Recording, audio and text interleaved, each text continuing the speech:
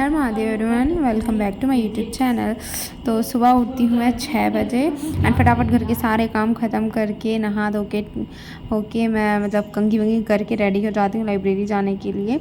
And tiffin भी मैंने खुद बनाना पड़ रहा है मुझे। मेरी मम्मी की भी तबीयत आजकल ज़्यादा सही है नहीं और गर्मी धीरे धीरे इतनी ज़्यादा बढ़ती जा रही है कि समझ नहीं आ रहा घर पे बैठ के पढ़ाई करूँ या लाइब्रेरी जाऊँ। बट क्या होता है, घर पे नए नए काम निकलते ही रहते हैं तो उनको करते करते मुझे 1 बज जाता है। अगर आप लगातार बहुत सारा काम करते हो तो आप थक जाते हो, तो घर में रहने से बिस्तर दिखाई देता है। तो इसी वजह से मैं लाइब्रेरी जा रही हूँ।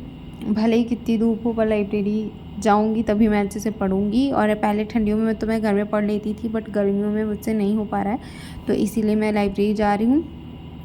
एक तो मेरे इतने कम बाल है, उसमें भी कभी कभी चोटी नहीं बनती है तो मतलब वो ऐसा लगता है गड़बड़ बनी, उसे फिर खोल के मुझे बांधना पड़ा। मुझे बहुत ज़्यादा इरिटेशन होने लगती है। तो बहुत सारे लोगों के साथ ऐसा होता है और लगता है बहुत देर से मैं चोटी बनाने की कोशिश करी पर नहीं बन रही। फिर से मैं ट्राई करती हूँ, कभी कभी बनती है कभी भी नहीं बनती। ज़्यादा चोटी का स्ट्रगल करके और मैं थक जाती हूँ और मैं इरिटेट हो जाती हूँ काफ़ी ज़्यादा। एंड फिर से मैं मेहनत करके फिर से चोटी बनाती हूँ और लाइब्रेरी के लिए रेडी होने के लिए फिर चालू हो जाती हूँ।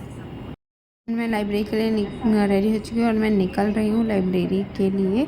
और मैं वहाँ पे वीडियो वगैरह नहीं बना पाती हूँ क्योंकि लोग आते जाते रहते हैं, तो मुझे थोड़ा अजीब लगता है कि आप तुम्हारा कैमरा ऑन है और वो लोग मतलब देख रहे हैं, तो मतलब मैं नहीं बनाती हूँ। इसलिए मैं लौट के आके वीडियोज़ बनाती हूँ जो मैंने पढ़ाई की होती है। भक्ति के कुछ क्वेश्चंस मैं पढ़ती हूँ हिंदी में, और कौन सा भूतकाल का है, पूर्ण भूतकाल का, ये सारे क्वेश्चंस मतलब हर एक प्रैक्टिस सेट में नवीन सर मतलब सभी क्वेश्चंस जो हैं वो कंप्लीट कराते हैं, चाहे वो साहित्य के हों, ग्रामर के हों। कोई भी पोर्शन ऐसा नहीं होता है, वर्णमाला से हों, चाहे विभक्ति से हों, समास हो, रस हो, छंद हो, अलंकार हो, कुछ भी सभी क्वेश्चन सर कवर करते हैं पर्यायवाची से, हर एक चीज़ से। तो जैसे तद्भव तत्सम शब्द थे, जिसमें बैन का मतलब होता है वचन, तुरंत का मतलब है त्वरित, यानी ये जो है वचन है ये हमारा तत्सम शब्द है और ये हमारा तद्भव शब्द है।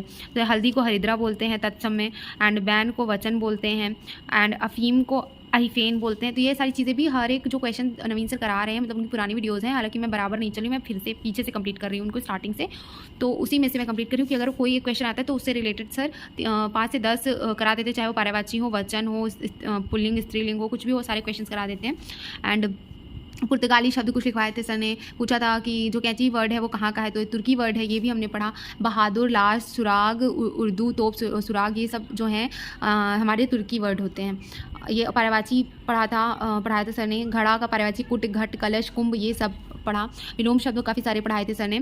कम से कम जब भी ये क्वेश्चन आता है तो उससे रिलेटेड नवीन सर काफ़ी सारे क्वेश्चन करा देते हैं। जैसे कि क्वेश्चन कृपण का दाता होता है, उत्तरीय का अधोवस्त्र होता है। उत्तरीय मतलब होता है ऊपर का, मतलब ऊपर का वस्त्र, अधोवस्त्र मतलब नीचे के जो वस्त्र होते हैं वो, ये सारी चीज़। एंड उसके बाद प्रैक्टिस सेट 5 भी मैंने कंप्लीट कर लिया। मैं जितनी ज़्यादा कोशिश कर रही हूँ कि जितना ज़्यादा जल्दी से जल्दी सब कवर हो सके और सब कुछ मुझे मतलब फिर से अच्छे से आ सके, क्योंकि रिवीजन बहुत ज़्यादा ज़रूरी है और ये अगर छूट जाएगा तो हिंदी भी मेरी कहीं ना कहीं पीछे रह जाएगी।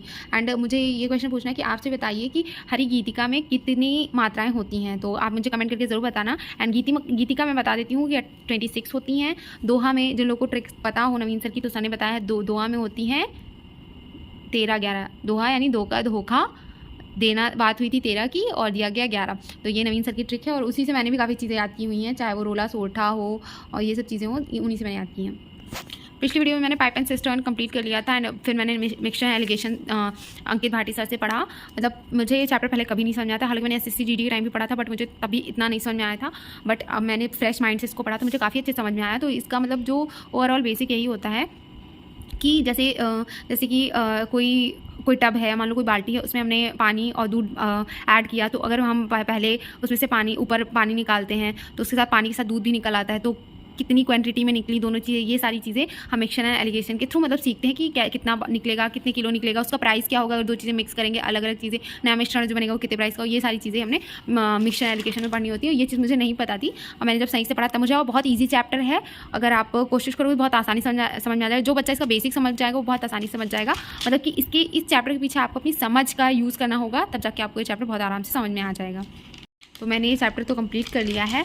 एंड प्रैक्टिस सेट मैंने फिर स्टार्ट कर दिया है लगाना, क्योंकि मैथ में प्रैक्टिस सेट लगाना मतलब बहुत ज़्यादा ज़रूरी हो गया, क्योंकि चैप्टर वाइज चीज़ें करना तो अच्छा है। और मैंने अंकित सर से दोबारा मैथ पढ़ ली है, बट अब मुझे फिर से शुरू से करना है, कंप्लीट करना है। जितने भी राहुल तेवतिया सर मैथ के प्रैक्टिस सेट करवा चुके हैं, मेरे ख्याल से 30वें या 35वें पे आराम से, मैं वहाँ पे तो नहीं पहुँच पाई, बट मैंने फिर से अब नंबर सिस्टम लगाना शुरू कर दिया। मैंने नंबर सिस्टम आज कंप्लीट कर लिया है। कल मैं कोई दूसरा चैप्टर लगाऊंगी, शायद रेशियो एंड प्रपोर्शन में यूज़ करूँ, मतलब यूज़ करूँ बता दी मैं लगाऊंगी। तो कल के लिए मैंने वो चैप्टर थोड़ा आज मैंने नंबर सिस्टम कंप्लीट कर लिया। और रोज़ मैं अपना टारगेट मतलब कोशिश करती हूँ जो भी मैं छोटा मोटा टारगेट बनाऊँ वो कंप्लीट करूँ। एंड बस ये मैंने मैथ में पढ़ा है। और जीएस की क्लासेस मेरी लगातार छूट रही हैं, पता नहीं मैं क्या करूँ, मुझे खुद समझ में नहीं आ रहा। आप लोग जीएस के लिए क्या करते हो मुझे कमेंट करके आप ज़रूर बताना। रीजनिंग में भी मैं प्रैक्टिस सेट लगा रही थी, मैंने प्रैक्टिस सेट 2 लगाया था, बट ऐसा हो रहा था मेरी स्पीड नहीं बन रही थी। मुझे काफ़ी सारे क्वेश्चंस में ना बहुत कन्फ्यूजन आ रही थी, स्पेशली क्लॉक के क्वेश्चंस में। तो मुझे क्लॉक चैप्टर अभी भी मतलब मुझे लगता है मुझे सही से नहीं आया है, फिर भी मतलब मैं अच्छे से करूँगी। और मैंने यहाँ पे हेडिंग क्लॉक की ज़रूर डाल दी, बट ये क्लॉक चैप्टर नहीं है, ये कैलेंडर चैप्टर है। मुझे कैलेंडर चैप्टर अच्छे से आ गया है, अब काफ़ी हद तक समझ में आ गया। मुझे प्रैक्टिस में लाना पड़ेगा, तब मुझे बहुत अच्छे से समझ में आ जाएगा। एंड ये मैं पढ़ लेती हूँ कैलेंडर चैप्टर, उसके बाद मैं फिर क्लॉक चैप्टर पढ़ती हूँ। क्लॉक चैप्टर मुझे बहुत कम समझ में आता है ये चैप्टर, पता नहीं क्या इसकी दिक्कत है। मुझे पता है एट लास्ट एग्जाम देने तक मुझे एक बार और रिवाइज करना पड़ेगा। मतलब रीजनिंग में मुझे क्लॉक चैप्टर काफ़ी ज़्यादा टफ लगता है। और आप लोग बताना आपने किस टीचर से ये चैप्टर पढ़ा है, जिन बच्चों को एकदम सही से समझ में आया है तो मुझे कमेंट करके बताना, मैं भी उस टीचर को ट्राई करूँगी। क्योंकि मुझे यूट्यूब पर सही वीडियोज़ नहीं मिल रही। जो संदीप सर की वीडियो मिली थी उससे मैंने पढ़ा, लेकिन उसमें मुझे समझ में नहीं आया। और एक वीडियो तो मिली, पर दूसरी वीडियो में ढूंढती रह गई और मुझे नहीं मिली। तो अगर आप लोग किसी टीचर को जानते हो जो क्लॉक चैप्टर बहुत अच्छे से मतलब पढ़ाया है जिसने, तो मुझे आप कमेंट करना और मैं वो वीडियो देख के क्लॉक चैप्टर ज़रूर देखूंगी। एंड आई होप आप सब बहुत अच्छा पढ़ रहे होंगे और कंटिन्यू मेहनत करते रहिए। Thank you for watching. मिलते हैं आपसे नेक्स्ट वीडियो में, तब तक के लिए बाय बाय, राधे राधे, जय श्री राम।